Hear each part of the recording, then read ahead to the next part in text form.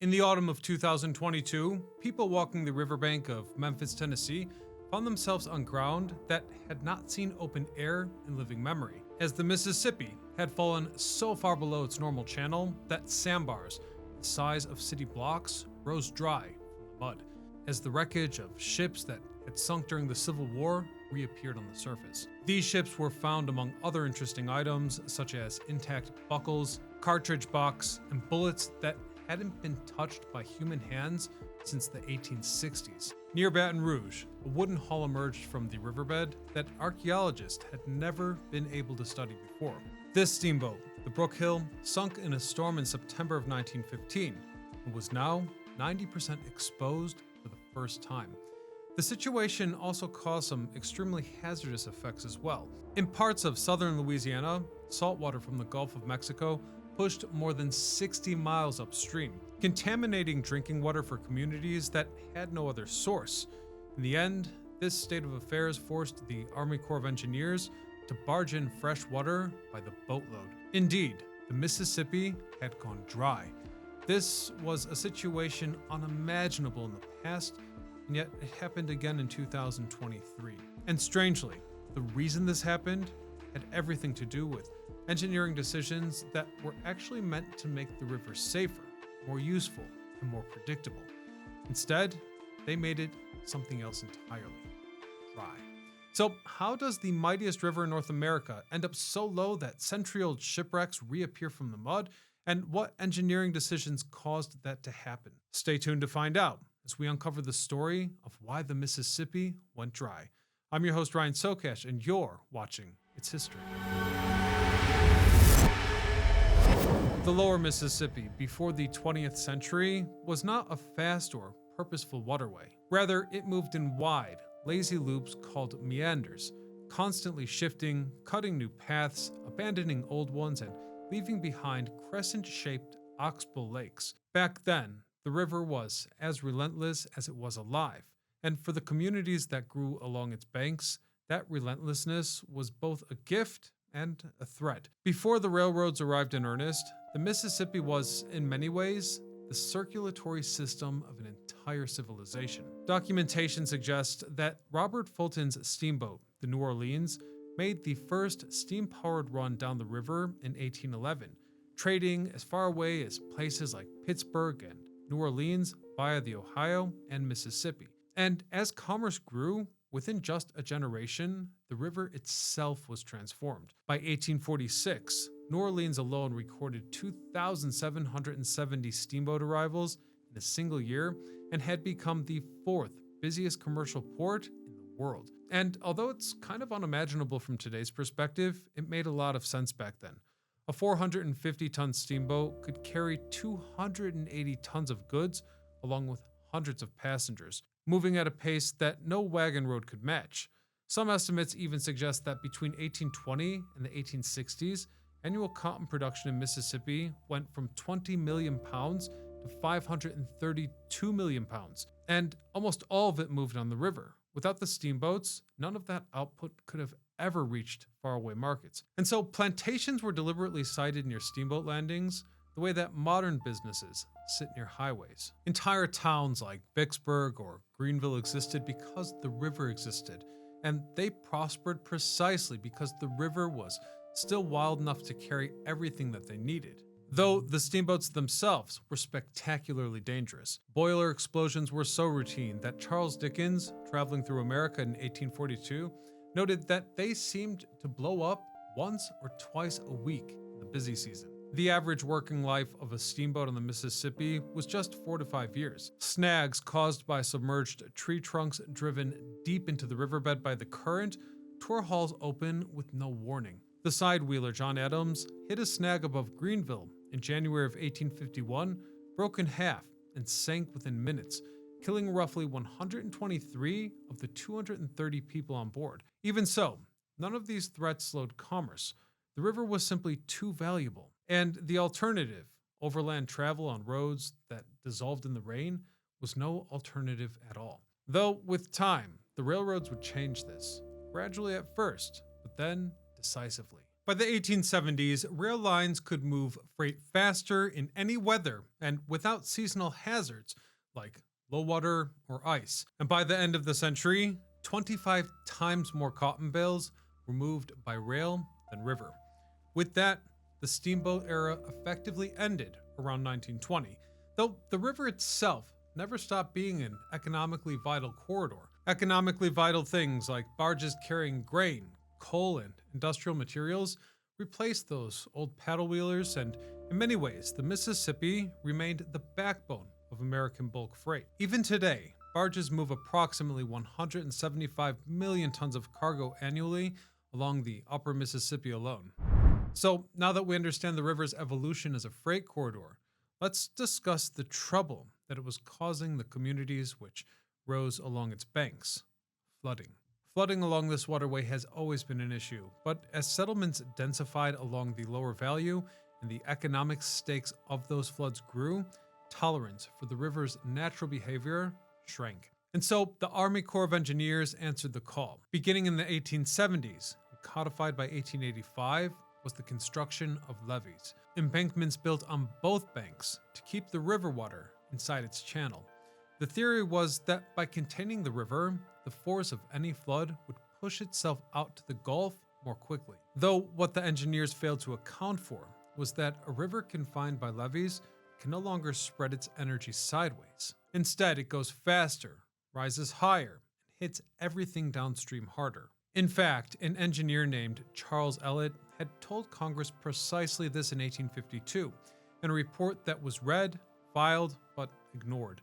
So for the next 40 years, the Corps sealed off natural outlets along the river, extended the levee network, and assured everyone that the system would work. The spring of 1927, however, proved otherwise. Heavy rainfall had been accumulating across the watershed since the summer of 1926, first in places like Kansas and Iowa, then in the Tennessee and Ohio valleys. But after that, the rain seemed to just fall everywhere at the same time. By New Year's Day, 1927, the Ohio River was already at flood stage at Cairo, months before the normal spring peak. By April 15th, the Memphis Commercial Appeal was warning on its front page that the river was at its mightiest rampage in living memory. Finally, just 6 days later, at Mound's Landing, Mississippi, the levee gave way. The breach was 3/4 of a mile wide and released a wall of water that engineers calculated was flowing at double the volume of Niagara Falls. And just like that, the Mississippi expanded to 80 miles across near Vicksburg to dire effect. Over 27,000 miles of land was underwater. Roughly 700,000 people lost their homes, and the river stayed at flood stage for 153 days. The 1927 flood wasn't just a natural disaster, it was a referendum on a failed engineering philosophy. So Congress passed the Flood Act of 1928, which was the largest domestic appropriation in American history at that point, and handed the Army Corps of Engineers a mandate to fix the river permanently. And with that, the era of levees only was over. What replaced it would solve the flooding problem, kind of, but it would also begin dismantling the river's natural ability to survive drought. The new plan included a series of spillways and diversions, but its most consequential element was a program of deliberate river shortenings. The idea was hydraulically sound. A river that meanders through wide loops is traveling a longer distance and losing energy to friction at every bend. In other words, if you cut a straight line across the neck of a meander, the flood would pass faster, with less pressure on the levees downstream. In 1929, the Mississippi demonstrated this accidentally. When it broke through the meander neck, they observed that the flood stages at that location dropped exactly as the theory predicted. And so within that eureka moment, the Corps, which had previously spent half a century actively preventing natural cutoffs, abruptly reversed its official position. On January the 8th, 1933, workers opened the first artificial cutoff at Diamond Point, Mississippi. By 1942, they had dug 16 in total. The Greenville Bends alone, a notoriously complex meander system in the Delta, were shortened by roughly 50 miles. When the program was complete, the lower Mississippi between Memphis and Baton Rouge had been reduced from 680 miles to approximately just 510. So the river was 170 miles shorter than it had been a decade earlier. Indeed, the flooding problems were partially resolved. A shorter river moves the water to the Gulf faster, which is exactly what the engineers wanted. What they hadn't fully considered, however, was that a river that drains quickly also has nothing left when the rain stops. And there were other things to consider. Shortening a river also steepens its gradient. And the steeper gradient means a faster, more erosive current. So the river began cutting downward into its own bed, scouring sediment from the channel floor and destabilizing the banks with an energy that the surrounding infrastructure hadn't been designed to absorb. And so maintenance became a constant struggle. The straightaway created by Greensville had given the Corps engineers headaches for decades. But the larger consequences would unfold slowly over generations.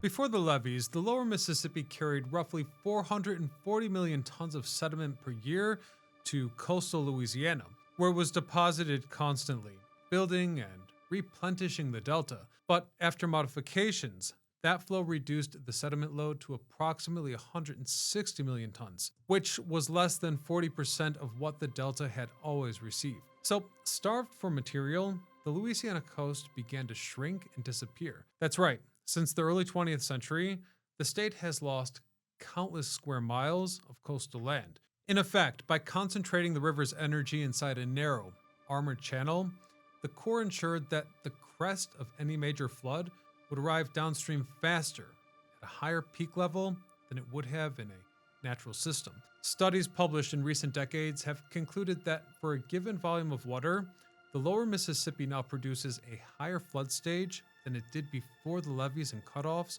reshaped its geometry, which is to say that the river is, by some measures, more dangerous at its worst than it was before anyone tried to tame it. Furthermore, it's also more vulnerable to the effects of drought, which is something that the engineers of the 1930s never really considered.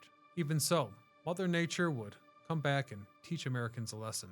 Case in point, a place called the Old River in central Louisiana, where the Mississippi has been trying to reroute itself for centuries. A shorter, steeper path to the Gulf that would be far more efficient by every hydrological measure. And by the early 1950s, this area was already capturing an increasing share of the Mississippi's flow. The Corps recognized that without intervention, the river would eventually complete the switch, leaving Baton Rouge and New Orleans stranded on a waterway carrying just a fraction of its current volume. So, in 1963, they completed the Old River Control Structure, a complex of floodgates designed to hold the Mississippi in its channel indefinitely. Though, during the flood of 1973, that structure came within hours of giving way.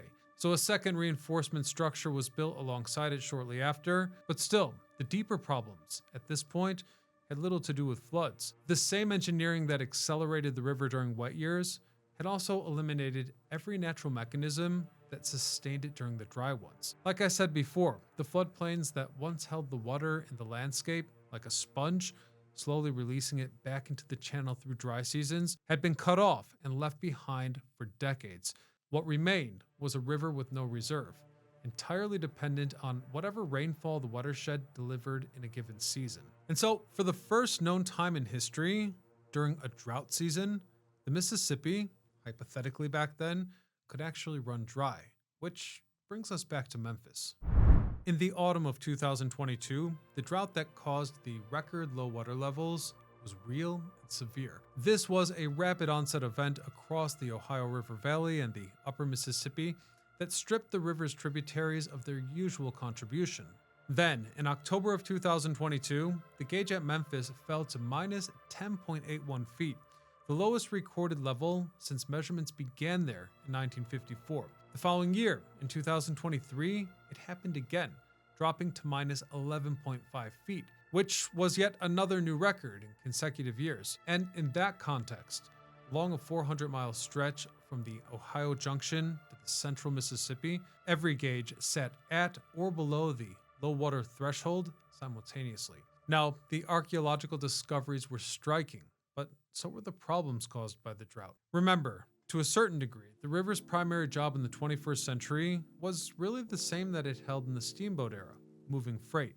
And with the low water levels, barge traffic slowed to a fraction of normal capacity. In many places, vessels ran aground and had to be lightened before they could move. In turn, during harvest season, when the Midwestern corn and soybean crops need to move downriver, the supply chain seized. As lower yet, saltwater from the Gulf pushed 60 miles upstream into drinking water for communities, contaminating treatment systems, and forcing the Army Corps to barge in fresh water just to keep the taps safe. What really made 2022 and 23 significant was not just the severity of what was happening, but that it happened consecutively. Record lows in back-to-back years, with the river swinging between drought and near flood within months. Normally, a natural river absorbs that kind of variability through its floodplains and wetlands, whereas the Mississippi no longer has either. What remains is just a faster, more volatile channel with nothing to fall back on when the rain stops. And so that's the story of why the Mississippi went dry. I really hope you guys enjoyed it. And if you have an episode idea of your own, please feel free to suggest it in the YouTube community section, which I do check at least once a week. And if you'd like to support the channel so that we can keep making stories like this, please consider clicking join or subscribe. Otherwise, until next time, I'm Ryan Sokesh, signing off.